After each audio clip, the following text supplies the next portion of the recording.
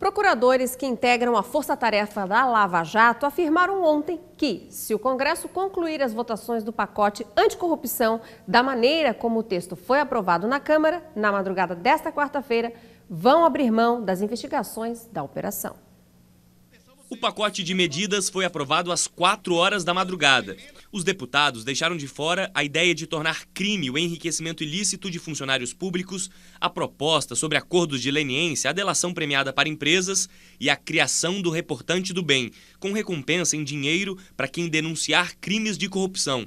A tentativa de dificultar a prescrição de crimes também foi rejeitada, assim como o confisco de bens do crime organizado e de corrupção. A Câmara, em vez de fazer o Brasil avançar, resolveu cuidar dos seus interesses corporativos, o que é uma tragédia. O pacote aprovado inclui a criminalização do Caixa 2, mas sem anistiar crimes relacionados.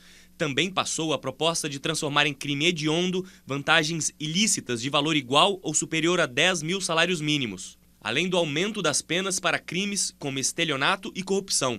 A medida que gerou mais polêmica foi a responsabilização de juízes e do Ministério Público por crimes de abuso de autoridade. A proposta veio do deputado Everton Rocha, do PDT.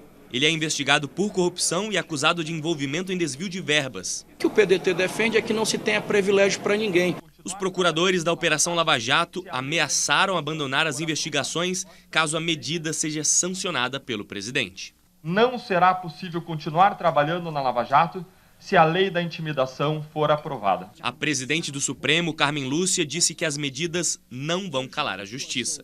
O Procurador-Geral da República também engrossou o coro das críticas, afirmou que o melhor do projeto foi excluído e o resultado da votação coloca o país em marcha ré no combate à corrupção.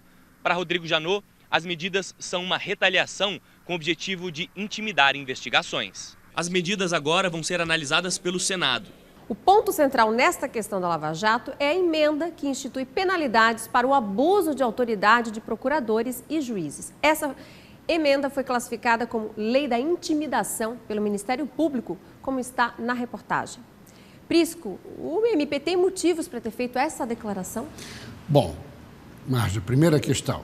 Efetivamente, a Câmara errou ao propor essa questão da criminalização, abuso do poder para integrantes do Ministério Público e do magistrado, ou a magistratura, no caso.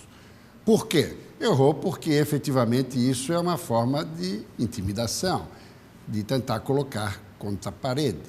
Mas, ao mesmo tempo, tem que ter muito claro um instrumento, uma ferramenta para que excessos cometidos pelo Ministério Público, pela Polícia Federal e pela Justiça possam ser, esses excessos, coibidos e gerar algum tipo de penalidade. Mas vamos começar pela Câmara. Câmara, Senado e Ministério Público. A Câmara não tinha nada que ter feito essa sessão e essa votação de madrugada. Primeiro erro, na calada da noite. Segundo erro, não era momento agora de colocar em discussão essa questão de abuso do poder e esses critérios na linha da anticorrupção. Claro que não era agora. Agora a Operação Lava Jato está funcionando, então não era momento dessa discussão, porque caracteriza, eventualmente, uma retaliação, o que ninguém deseja. Sem dúvida nenhuma, os parlamentares avançaram o sinal em muitos dispositivos que foram retirados da proposta do Ministério Público.